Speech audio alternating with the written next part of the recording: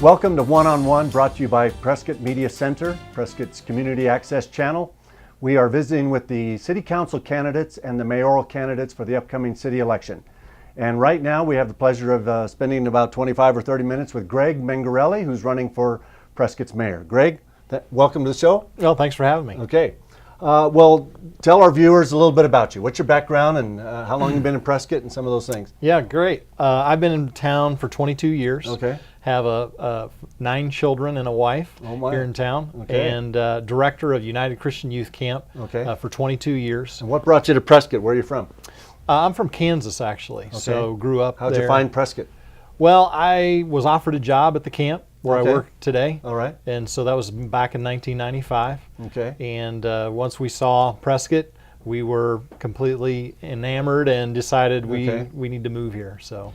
Well, we have a mutual friend who I was visiting with earlier, and he told me that you had several children of your own, but then you've actually adopted others, and so the total of 9, that's a pretty large number. So yes. I commend you for making a positive difference in the lives of all those young people. Thank you, yeah. The youngest 4, Ken, are adopted. Okay. And so 2 of those will be adopted hopefully in the next few weeks. Okay. But yeah, so it's been a real pleasure for our family. Okay. And you've been here 22 years, didn't you say? 22 years, that's right. Okay. And all of this time with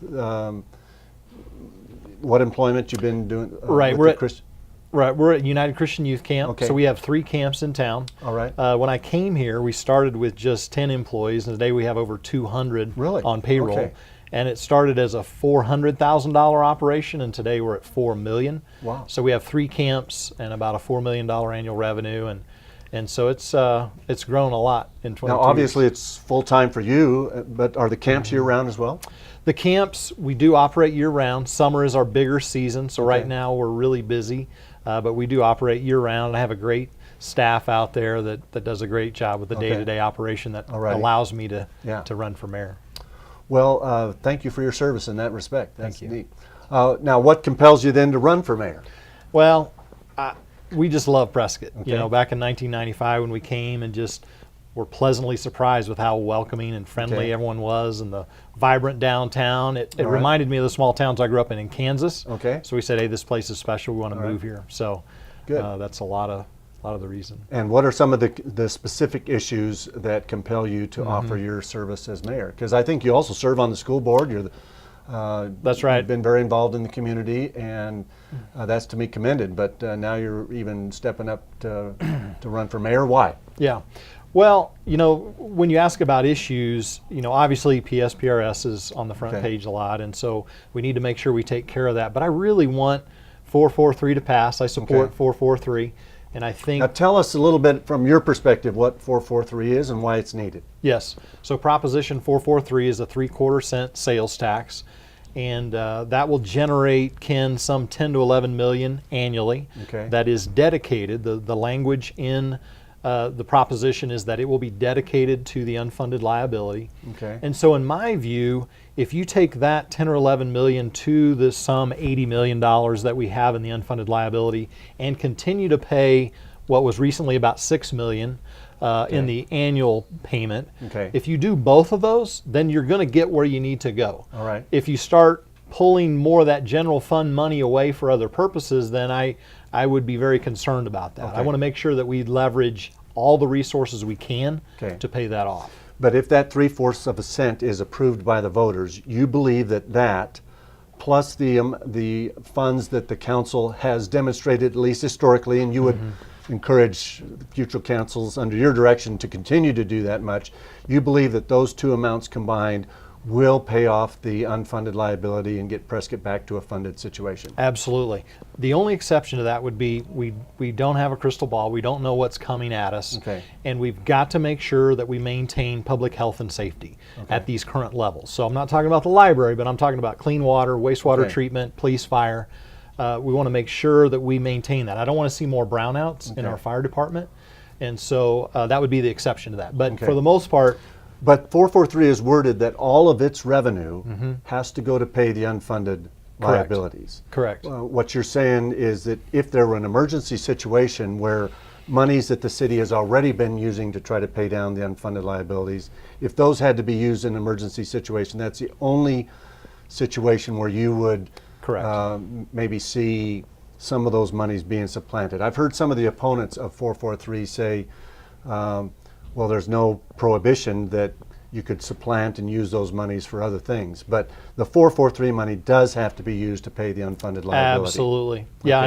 and we need to reiterate here, but we need to use that 10 or 11 million to pay off the 80 million and continue to pay our normal payment from the general fund to the unfunded liability as Right. well. Okay. Apparently the city has, the payment that the city's obligated to make is kind of divided into two payments. Correct. There's the normal annual payment that would be the amount that you would pay just to kind of, if it were already completely funded and going Right. forward, you could keep Right. it completely funded with that payment alone. And then the second part, and actually the bigger part of the payment currently, is catching up on the unfunded liability. Correct. Okay. Yeah. Yeah. Could 443 monies be used to pay the normal annual payment and free up those dollars in the city elsewhere? Well, I think the way it's worded, where they're dedicated to the Unfunded, unfunded yeah, okay. liability, then conceivably you could replace that with what's been used from the general fund. I would not recommend that. Okay. I think you need to continue to pay out of the general fund Right. what you've been paying. I'm glad to hear that, because my reading of 443 is that it's really a temporary, no more than 10 years. Correct. 3/4 of a cent, and it's supposed to be used to catch up on the unfunded, not to replace the normal payment that we're Exactly. used to making and let the unfunded liability languish on more than the 10 years. Right. And the sense I get, Ken, is that the council agrees on that, that they want to see this thing paid down as quickly as they can. So if it gets paid down faster, what happens? Well, it goes away. Okay. Once you get down to 1.5 million All right. on the unfunded liability, then the tax goes away. And that would be my hope, Okay. is that we can do that in less than 10 years. Alrighty. What other issues do you think will be some of the things that you want to focus on the next 2 years as mayor? Yes. Well, with economic development, number one, I'd say that a lot of times you think about growth when you talk about economic development, and I want to make it very clear that I like to call it smart growth, and the reason is we've got to preserve what we love about Prescott. So that historic charm and the character and the small town values, and we've demonstrated we can do that. We just need to continue that. Right. Secondly, you talk about job creation. And I think it's very important that we all understand, at least from my perspective, government doesn't create jobs, but it can create an environment where it's conducive for businesses to start and grow and thrive.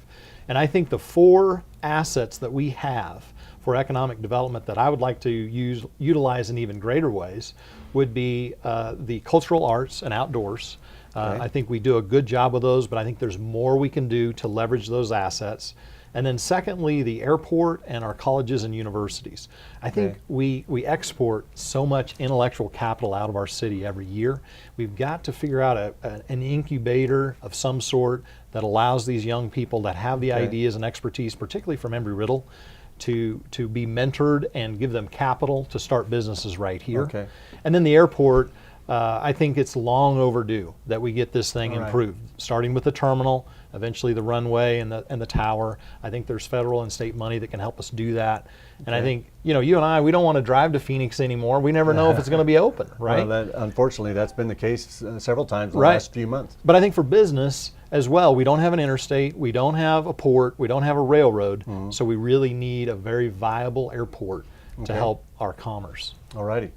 As far as economic development, how do you see yourself helping to move that ball forward as one of 7 on the council? Yeah, understood. Well, I think one thing we need to start talking about is this regional area that we have. We're kind of turning into more of a metro area. So we've got to figure out how to partner with Prescott Valley and Chino Valley to make sure that everybody's at the table. Because when you talk about the airport, we need everybody at the table. And you're going to have more resources that way, and everybody's going to benefit. So I think whether it's economic development or the airport specifically, we've got to figure out how to partner better with our neighbors and make sure that we can kind of leverage together all of our assets. Okay. How do you see the relationship between those two, and how would you make it better? Well, I don't know if I have a real handle on what it looks like today. I've got a sense at times that we kind of, build walls and kind of look over the fence, and I'd like to see that change. And I think just by having conversations with the mayor, Skoog, and the leaders over there in Prescott Valley and Chino Valley as well, is that we want to make this whole area better, and I think everybody would agree to that. And we just have to figure out what small steps we can start taking to kind of partner up, whether it be even just some simple things like the rodeo here and the rodeo they're having over there. Why can't we, it benefits us all when the rodeo comes to Prescott or Prescott Valley, and so let's recognize that and work together, because we know all those folks coming to town benefit all of us. What other issues do you think provide opportunities for making Prescott better in 2 years than it is today? Well, there's a lot of different opportunities. I think when I was talking about cultural arts and the outdoors, right? So specifically there, Ken, you've got great venues in the Prescott Center for the Arts, Elks Theater, and Yavapai College. And we have some events and things going on, but I'd love to see a coalition of those three coming together, sharing resources, marketing, and other resources where we could have even more shows where folks might be inclined to come up for 3 or 4 days and go to these different venues, and they kind of, the box office maybe is the same box office, and they get to go to several shows at one time. I could see a Shakespearean festival here at some point, maybe an outdoor amphitheater in the Dells, if that gets large enough.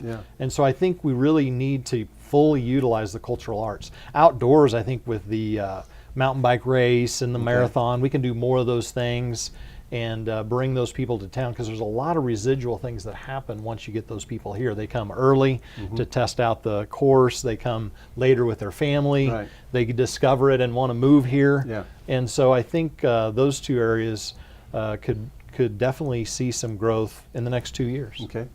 What about water? Water's always been an issue in Prescott. Any thoughts on the challenges and the opportunities there? Sure. Prescott's imported water, as you know, for decades, and so that's not new. The big Chino's sitting out there, and there's always, right now they're modeling and monitoring those wells. Inevitably, there may be some litigation as a result of whatever those findings are. I think that's definitely a solution long term. I think there will be a day when that pipeline is built, but I don't see it in the short run. The nice thing is we're doing great things currently with water conservation. And so we saw here a few months ago where they were able to change the allocation for single family and multifamily density because they'd been allocating a lot more than was actually being used. And so that increased our water portfolio by some 60%. And so I think there's more we can do with conservation, particularly outdoor watering and irrigation and those kinds of things. I don't think there's a lot of people that really know about it. So just by getting a little more momentum in that area, I think would be really beneficial. What about working with our legislators, people at the state? How do you think things are going in that respect? And feel free to be candid as to the legislature. I used to be a member of the legislature. It's been a while since I was down there, but what about the relationship between Prescott and the state as a whole? Very, very important. Obviously with the pension fund, which we were talking about earlier, the reform has to come from down there. It's a state mandated pension fund, and so those people that we elect to go down to the legislature are going to be the ones that are leading the front to get that reform accomplished. Since you mentioned that, and I'm going to interrupt you a little bit, I've heard some people say that they are against 443 because they want us to get in even a worse situation so that the state will realize that they need to kind of step in and play a bigger role. What do you think about that? Yeah, I heard Karen Fan today speak at a forum, and Karen said, she's for 443. She said the state doesn't have the money, number one. Number two, there's a lot of other municipalities that are paying their way. And so to get people across the state to agree to some new revenue source statewide to help us isn't going to happen because they're saying, hey, we already paid ours over here. We're not going to help you. And so she just said that, and I agree with Karen, that the state's not going to come in and help you. And if you wait, Ken, on this, it's only going to get worse. The longer we wait, the more this compounds and gets larger, and then it's just a bigger hill to climb. So I think it's time that we pay this thing off. That's the Prescott way. We take care of our debts. And I think the longer you wait, the worse it's going to get, and the state, from what I'm hearing, is not going to bail you out. So Other areas where we need to cooperate and work better with the state of Arizona? Or? well, they've done some great things, just getting more money back here locally with the highway fund, HERF. They're making improvement, but in my opinion, they still have some work to do. All right. To get back to leaving the local money where it should be and not balancing the state's budget by Understood. taking. Yeah, I appreciate that. I'm trying to be positive here. Well, so. and I appreciate that. But, Lottery money as well. Yeah. They're restoring that. That was about $500,000, and so there's some small things that they're doing to help us locally, and we need all the help we can get. And so I think in regards to the sober living, I think they did a great job helping us there. Noel Campbell led that front, did a great job helping us with that legislation. Is there much left to do, in your opinion, on the sober living centers issue, or? I think it went. I hear it went from 170 homes down to like 60 recently, and so I think we just need to keep our finger on that and make sure that we don't allow it to kind of come back up. The insurance companies honestly did a lot with that as well, I felt like, and they found some loopholes and fraud going on that they cleaned that up as well. So between the two, but I think this ad hoc committee, I'd be in favor of continuing to see what they might want to look at to make sure that we're on top of that issue. All righty. If you're elected mayor, you get to serve for 2 years. What would you like Prescott to look like in 2 years with Mayor Greg than that looks like today? How would you want Prescott to be known for in 2 years under your leadership? Absolutely. Well, number one, I want to make sure we preserve what we love about this place. So I want to make sure we preserve the small town values and the historic character and charm, and so that's really important to me. That's why I moved here.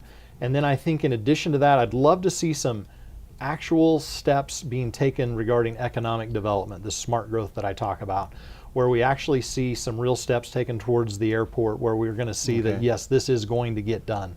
Or whether it be with an incubator and a tech center where we have taken some steps, some concrete steps, and people can see, no, this is actually going to take place. And in 2 years, I think we can get some real headway on those areas. And so economic development would be one area that I'd really love to see. We've got to keep our young families, our young people here. I love the fact that we're retired, So if we were able to measure in 2 years that a larger percentage of our college and university graduates or these younger families were able to stay here and instead of having to leave and work their way back if possible. Because, I can remember a lot of my high school friends and college friends that when you're 18, 19, 20, you can't wait to get away from Prescott, but it doesn't take very long before you're trying to figure out how do you get back. So that would be a measurement in your mind of success if we could allow those younger families and college and university graduates to stay right here. Absolutely. I have a son in the workforce now, 3 in college, so I need a big college fund.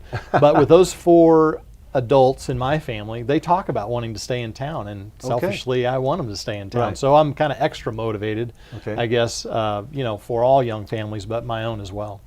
Now, in the area of economic development, where do you kind of come down on incentives that the city would provide for new businesses coming in, and how do you keep that fair with the ones that have been here already and maybe didn't get those same incentives? Understood. Yeah. Several years ago when Trader Joe's was talking about coming to town, they didn't have the capital to buy the land to place the store here, yet we all knew that, man, if we could get Trader Joe's, that'd be a big deal. And so I thought the city was real creative in how they did that, where it wasn't, it was an incentive of sorts, right? They figured out a way to buy the land, and then Trader Joe's over time paid them back for that. It's those kind of creative solutions, Ken, that I think we have to figure out. How can we work with people? And each situation is probably going to be unique. But we got to figure out how to open our doors to business and try to figure out what makes sense without being excessive with the incentives, to your point. But I think each individual business is probably going to be a little different, but I'd be for some sort of incentives to get those folks into town. What might voters appreciate knowing about your management style that maybe you have demonstrated either in your business life or in your other public service on the school board that you think would serve the city well? Right. In dealing with other people, because it's not just one vote. The mayor doesn't get to decide all the issues. You've still got to come up. Your vote's the same as the 6 other council members. Understood. What could we know about your management style that would give us confidence that you can conduct Absolutely. the affairs of the mayor's office in a positive way? Yeah. A couple things I would say. Number one, proven leadership. And so that means both in the school district as well as at the camps that I run. I've found that I can come into a group that's kind of divided, find common ground, build consensus, create solutions and strategies to reach a common goal. But I'd also say that I'm not a micromanager, and so like with the city manager, we're a strong city manager-led government. So I'm going to let the city manager lead the day-to-day, but give vision, oversight, and accountability. If he does a great job, he'll stay. If he doesn't, we'll have to look at that. But I'm not a micromanager in that way. I'm going to let the city manager lead and do his job, and that's kind of what I've done at the school district with the superintendent. Now, how many on the school board? Is it 5 or 7? There's 5. 5. It'd be 7, but a similar dynamic on bringing people together and moving forward. Yeah, you mentioned my service there. I'm president, so I'm 2.5 years on the school board, and this is my term as president is this year. So I'll go off. You'll go off as president if one way or another you'll be. I'll go off no matter what. Yeah. As president. Right. Then I have 1 year left on just the board, and we'll You evaluate. think you can do both of those at the same time? Or? We'll talk with the superintendent and the rest of the board and kind of figure out what's best for the school, and I'll make that decision based on their feedback. And I may or may not continue on the school board for that last year. Okay. We're down to the last couple minutes. Now's your opportunity to tell the voters of Prescott why they should elect Greg Mengarelli as mayor. Yeah, well, I believe I'm the most qualified candidate. I grew up in small towns in Kansas, so I understand small town values like hard work and being a good neighbor and fiscal responsibility and taking ownership for your actions. I have a degree in resource management from Kansas State, so I understand how to manage human resources, financial resources, and natural resources. And then my work experience at United Christian Youth Camp, where I mentioned before that I took, what was just 10 employees to 200, and from 400,000 annual revenue to 4 million. So I understand what it takes to lead through that kind of change and growth. I understand what it means to manage people and to meet a payroll. And then I think my position as president of the Prescott School Board has given me the public service experience that I'll need to lead the city well and to be your next mayor. So I think all those things. Well, I want to thank you for your service to our community. Thank you. Unfortunately, I've been away for the last few years as required by state law when I was serving in some statewide positions down in Phoenix. But I hear a lot of good things around town. Thank you. About the service that you provided. Wish you the best of luck Thank you. in the race, and we appreciate you being on one-on-one with us and sharing some of your thoughts and background with our listeners. Thanks so much. Thanks, Ken. All righty.